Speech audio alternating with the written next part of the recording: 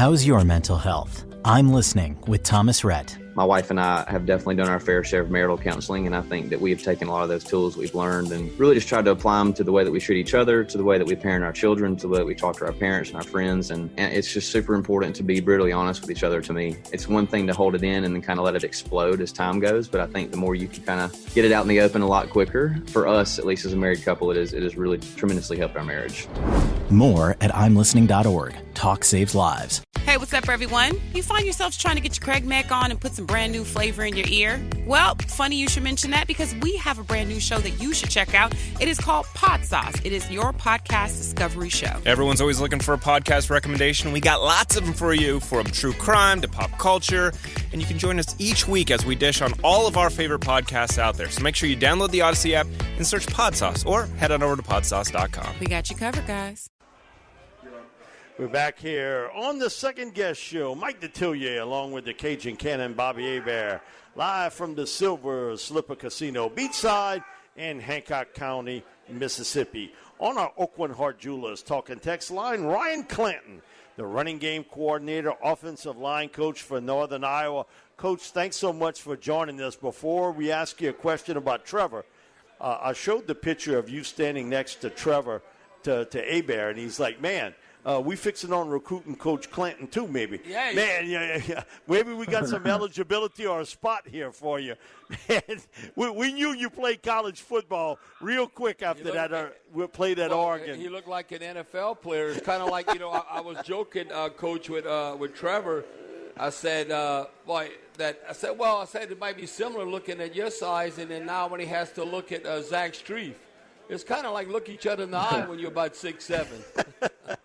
Yeah, Trevor's he's got me a little bit on the sides part, but I'm just as nasty, so I still got some play in me. Coach, having known Trevor, and sort of give us a little bit of background here on his work ethic, attention to detail, because that's the one thing with offensive line that you can say, 95% of them. I mean, it is all about detail, all about being precise, getting the techniques down, body balance skills, that sort of way, and how his transformation from a 225-pound freshman, and now you see the big man here at over 320 pounds. Yeah, no, he really bought into the weight room and what we were doing in the weight room. Our strength coach at UNI, his name is Jed Smith, and he's been doing it in the NFL for a long time, and he gets a ton of credit because he put the muscle on him, and he's always been kind of a nasty player and had that attitude. And then once he got that size and strength combination, I mean, he played for us at 6'7", 340. So you can imagine, he ran a 4.9 40 at the combine, so 340 pounds moving that fast. And how strong he is. He's a record setter in the weight room for us, so he's a scary athlete. Now, Coach Clanton, I was looking, because I'm a Pro Football Focus fan. To me, I guess they didn't want to give him a 100 grade. He said his 99.9 run blocking grade is the highest we've ever charted. So to me, that's 100%. So when y'all watching the film, so basically whoever he was blocking and you're running behind him or wherever, just a running play that he was dominating. I mean, it's like he never lost if you're 99.9% if you get that kind of grade. Yeah, I mean, he's got the most wide copy highlight tapes I've ever seen from a player.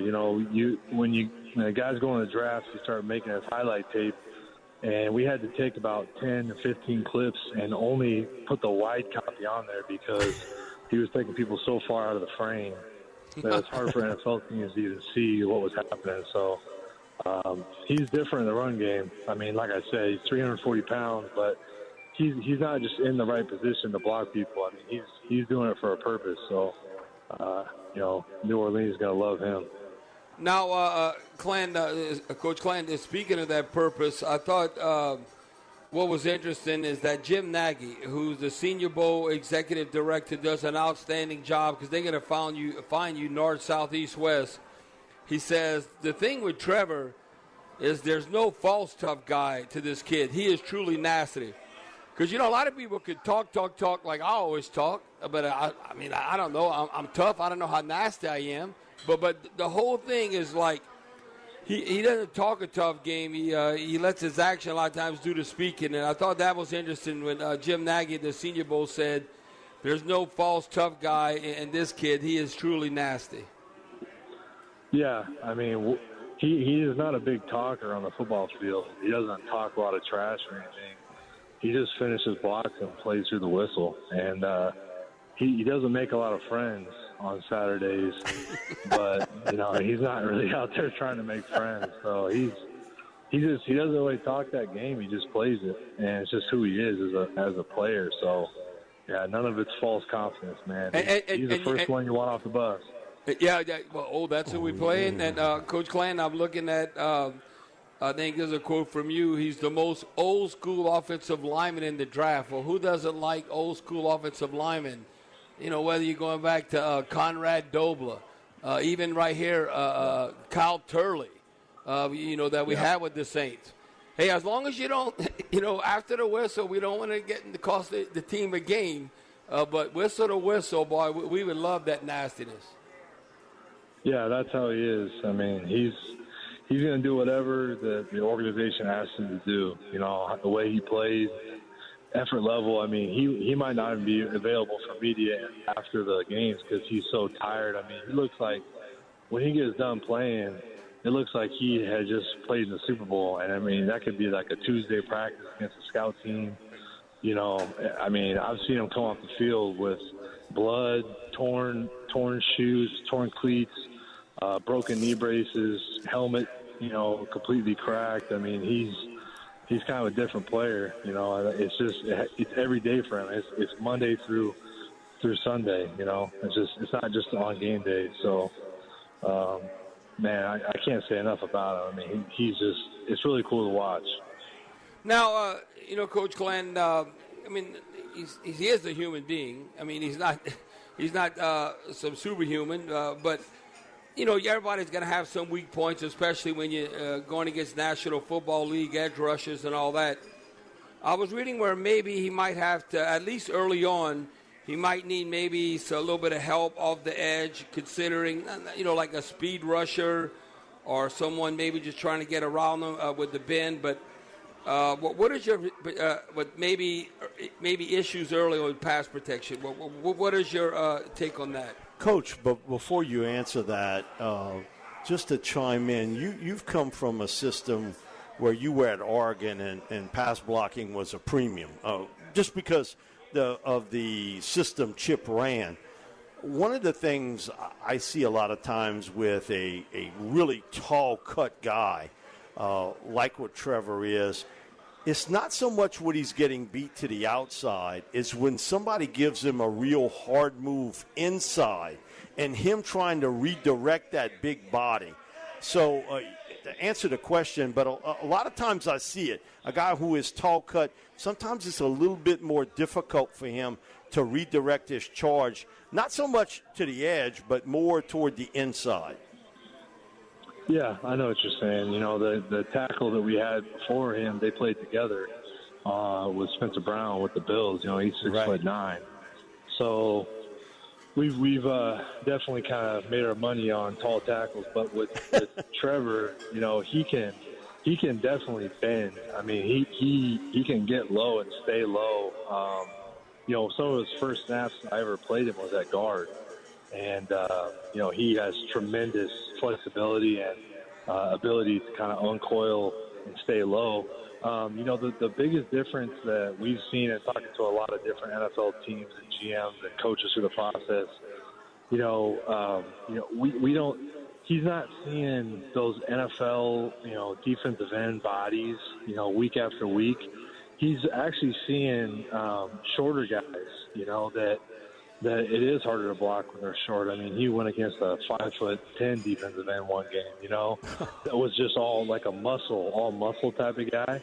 So I think once he gets in the NFL and he's around those tall, long, bodies that are matching his length at defensive end, it's going to, he does really well against taller defensive ends. He's got incredible foot speed. And I think with any rookie tackle in the NFL, they're going to obviously refine all their pass sets, to their system. But the good thing about Trevor is he's so coachable, and he'll do whatever the O-line coaches tell him to do, and he's going to work at it harder than a lot of other people will. So I think that, he's going to, if he does have that transition to the NFL with that speed and power ratio with defensive ends on third down, I think it's going to be, a smooth transition for him just because of how hard he's going to work at it. It's going to be a challenge for him because I can tell you what, now hasn't been healthy for the Saints, but Marcus Davenport, you talk about speed to power. I don't know if there's a tackle that he has not beaten, Mike. I'm talking He's about beaten everybody. Like Tristan Wirfs and all them, at Tampa, and then you're going to have Cam Jordan. So, yeah, it's going to be a big step in competition, but I know he's going to welcome that, and that's why you have practice and you have mini camps and training camps. So all of a sudden you're like, whoa, this is a little different deal. But I tell you what, I know that'll make our defensive ends better. What I want to see him is go against Peyton Turner from the Houston Cougars, who was number one draft pick last year. We haven't hardly even seen play. So I'd want Trevor to motivate him and see if he can get humble. Because, Mike, that's one DN that the Saints have invested in, and you want to see a top DN against a top tackle. So that'll be interesting to see. That'd be better than watching the passing drills. One-on-one, I'd rather go watch the linemen pass protecting one-on-one when Trevor comes to town, considering the defensive ends that we have off the edge. Coach, one of the things Jim Nagy and I had spoke about Trevor is that he's gotten a lot of penalties, and he said a lot of times, he said, I don't know why they call him, other than the fact that he was so dominant that they thought maybe he was holding. Maybe he did do something, to force that guy out of the play so much. Is that something when you guys watch the film, you can say you concur with Nagy that there were penalties called on him that he says it's baffling why they called it, but he said other than he was just so dominant against that other guy, they felt, he had to do something that was illegal to make that work. Yeah, Trevor gets a lot of those giving him the business penalties, where you're kind of sitting on the sidelines going, what was that for again? But, he's a first-round draft pick, and everybody, fans, other coaches, refs, it's all eyes on him. And then he has that reputation, of finishing blocks and going through the whistle. So, he had everybody's eyes on him every play, So, but for us at UNI, I wanted guys that played like that, and I could live through a couple of those, and it set the tone for the game, and it really kind of helped the team and the way we ran the ball and pass protected. And, it's one of those things where I was okay with it because, he knows how to play smart, and help the team win. And he's not like an out-of-control player. He really plays within the system. He just literally, you tell him to block through the whistle, he'll go all the way through the whistle. If he doesn't hear a whistle, he's not going to stop. He's one of those types of guys where it's like, as a young lineman, we used to call him the human torpedo because, as a young player, when I was really working with him as a young buck, I was trying to, if he had the will linebacker and he had to block that guy, and that will linebacker dropped in coverage, even on a run, he would go chase that will down the field. You know what I mean? So it's like he's just built like that, where it's like you tell him exactly what to do, he will do exactly that, which is what makes him great. So I'm really excited to see what he does in the NFL and within the organization, and he's gonna play harder than a lot of other rookies will, and I think the Saints are gonna love that. Yeah, I'm looking at that take no prisoners approach, and that I was reading also where he's so nasty that he wears down linebackers late in the games, and they're trying to avoid him because they're tired of getting their butt whooped the whole game. And so I tell you what, with Zach Strief and Coach Doug Marrone. Now, Doug was played when I played with the Saints, and then he's had head coaching opportunities in the NFL, in college. He was with Saban in Alabama. I know he's going to – definitely encourage that nastiness going forward because, like you said, that sets the tone for everyone across the line. Yeah, it does. And Trevor feeds off it. And he, if you're getting a guy in New Orleans where football is everything to him. He's like literally football is it, So he's not going to have a lot of distractions or, like the game of football means so much to him that I think it's going to, he's just going to take off in the NFL where that is your full-time job. And I'm so excited to watch that transition with him. Coach Clanton, thanks so much for joining us today. We really appreciate it. And if you got any more linemen, the Saints will be open to bring him in.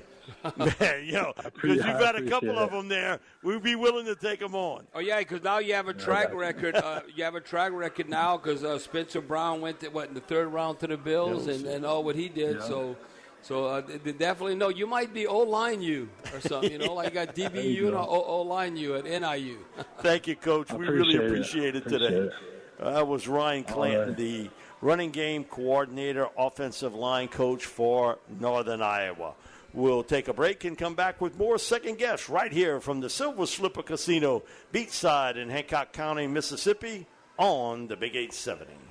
The Russian invasion. The heroic Ukrainian resistance. It's the biggest land war in Europe since World War II. And the War in Ukraine Daily brings it all to you. From Moscow to Washington. From Kyiv to Mariupol. The War in Ukraine Daily talks to newsmakers around the world. And to the everyday Ukrainians whose very existence is threatened. Hear the heartbreaking stories of those caught in the war. But also hear about the acts of bravery as history is being made. I'm Mike Simpson. And I'm Charles Feldman, inviting you to join us. The War in Ukraine Daily on the Odyssey app or wherever you get your podcasts. We all remember that one professor, the one everyone on campus had to take no matter what subject they taught because how much fun their class was. What if we told you there was a streaming service that had all those professors? One Day University has every must-have professor from the best colleges all across the country. One Day University, the most fun talks from the most fun professors. Available live and on demand. No homework, just the most fun you'll have while learning. Get a special offer at onedayu.com/odyssey.